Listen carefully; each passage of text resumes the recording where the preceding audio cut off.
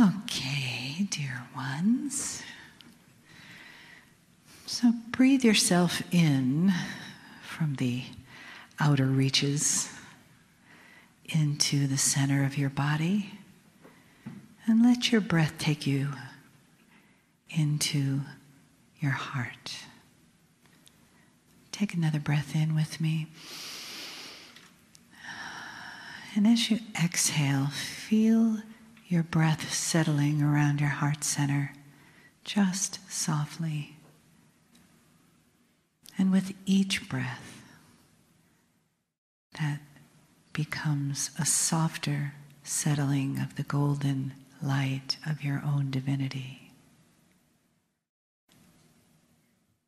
So that every time you breathe, breathing in, breathing out, you breathe in that piece of the divine you. That piece that comes from so far outside of you to settle in that beautiful core of your heart where the spark of divinity lives. And allow yourself to feel that as the perfect you. The you that is love. The you that is the divine presence. The you that is the I am. The you that is limitless compassion.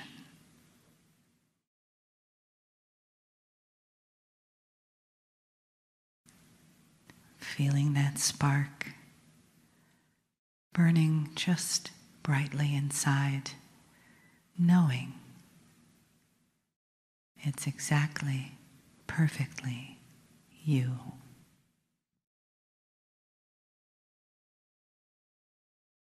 Greetings, dear ones. I am Kryon of Magnetic Service.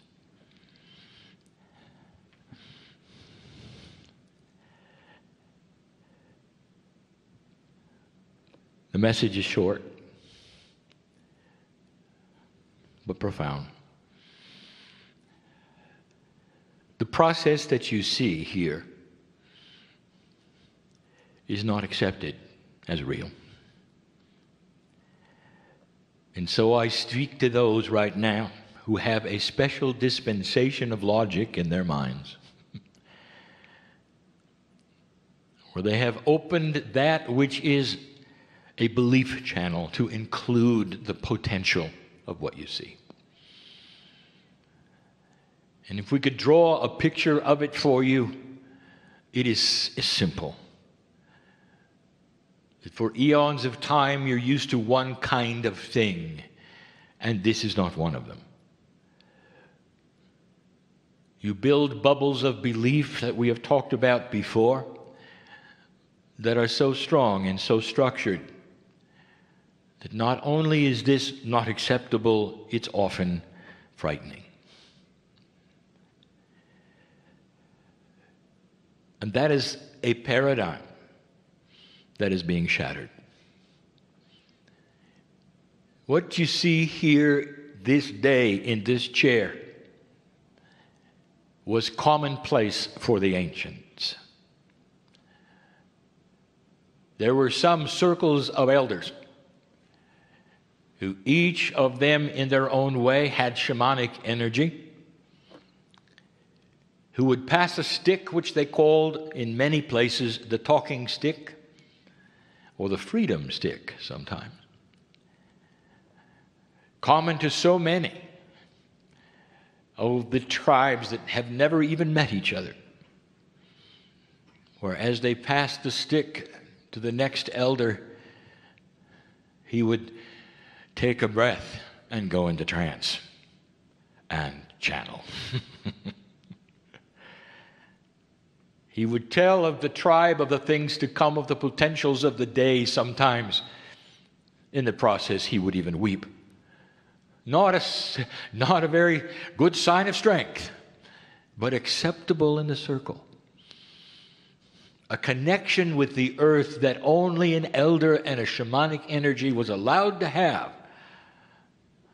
This was their priests, the ones who could speak to God. In later years, they paid the price for that because even the tribes knew they could do this, and they became outcasts, often living alone at the outskirts of the village. And I want to tell you, dear human being who sits in front of me, that's why you're a hermit. And you know who I'm talking to. Because that was your safe zone. You didn't have to do readings, you didn't have to do healings unless you were called upon. You didn't have to answer the hard questions. If you could be alone and remove yourself from the rest of society, even back then it was safe. Many did not have partners.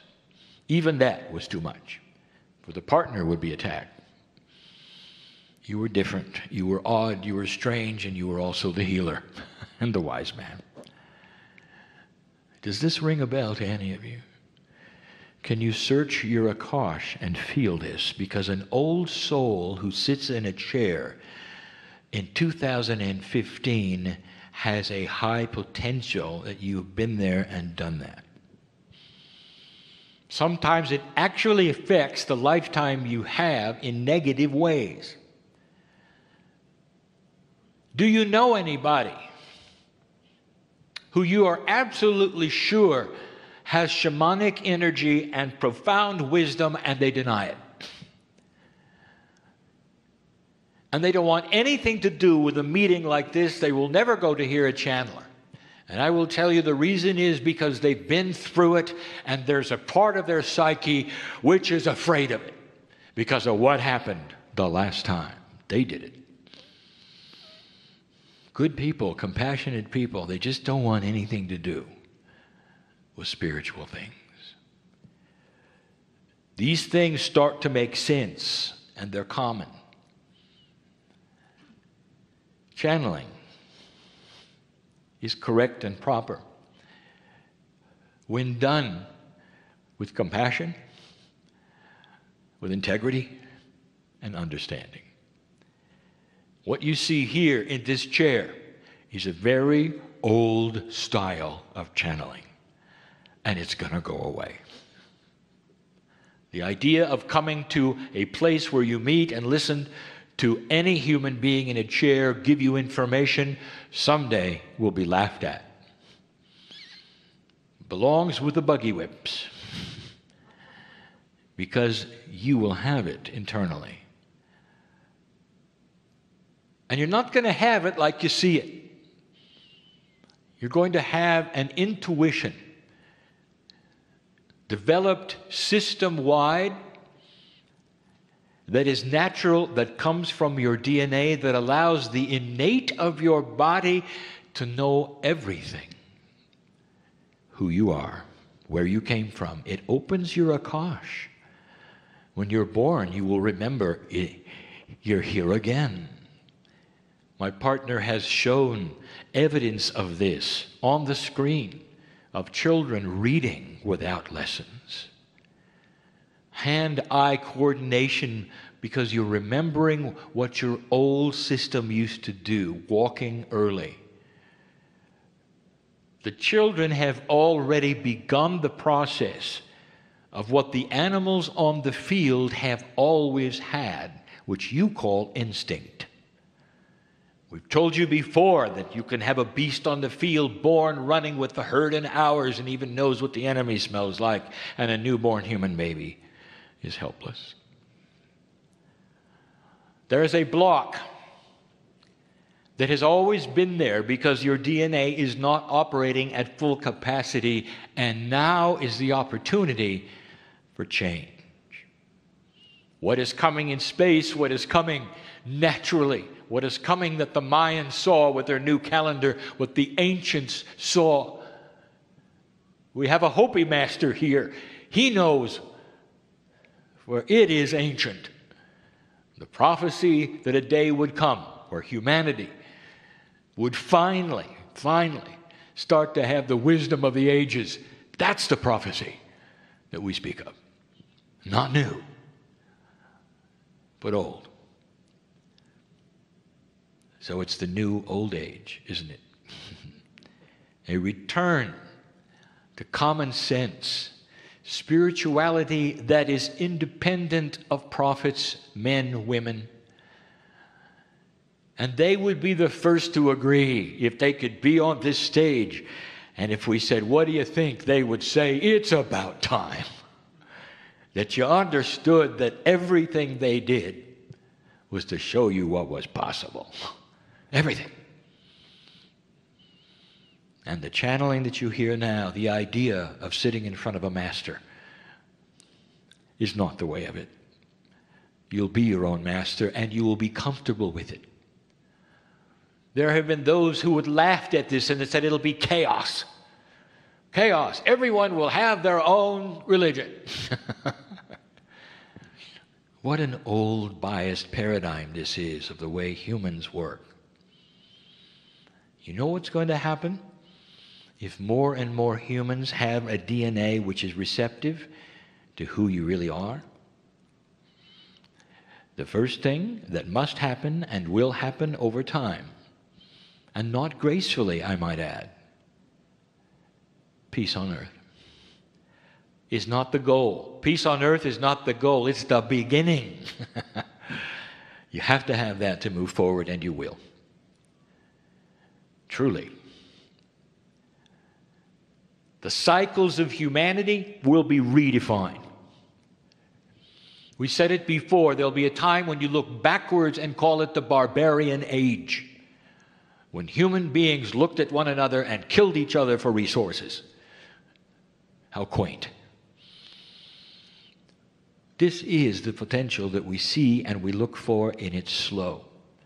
And what makes you special, dear ones, is that you're here for the transition. In other words, the hard work. Are you up for it? Information is going to be presented today that is beyond your expectations of the paradigm that you've come from. You may not be ready to hear what is presented or to accept what you see. I'm going to make a request, old soul, of everyone in the room. A request that I make over and over. It's been recorded and written for 20 years or more. What harm does it do to you to open your heart and that part of your mind which has the intellectual trap on it, and drop them for a few hours?